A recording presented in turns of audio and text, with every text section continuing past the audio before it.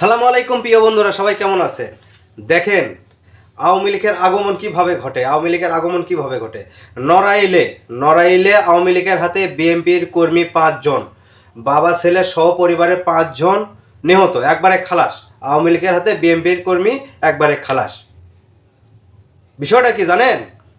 বিষয়টা হচ্ছে যে কোনো দলের এমপি মন্ত্রী কারো কোনো ক্ষয়ক্ষতি হয়নি, কেউ মারা যায়নি, শুধু কর্মী মারা গেছে।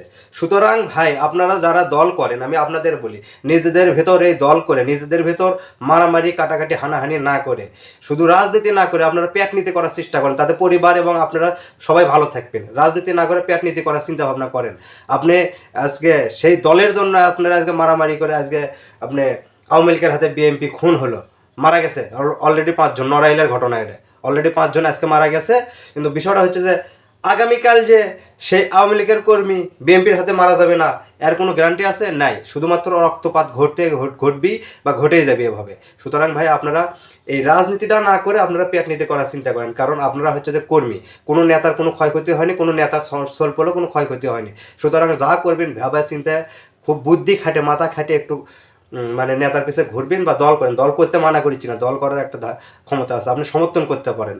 দল করে ভাই কোনো কাজ হবে না, আপনি পেট ভরবেন না, পেট চলবে না। আপনি পেট নিতে করেন, রাজনীতি করেন না, আপনি পরিবারের সুখে শান্তিতে থাকতে পারবেন।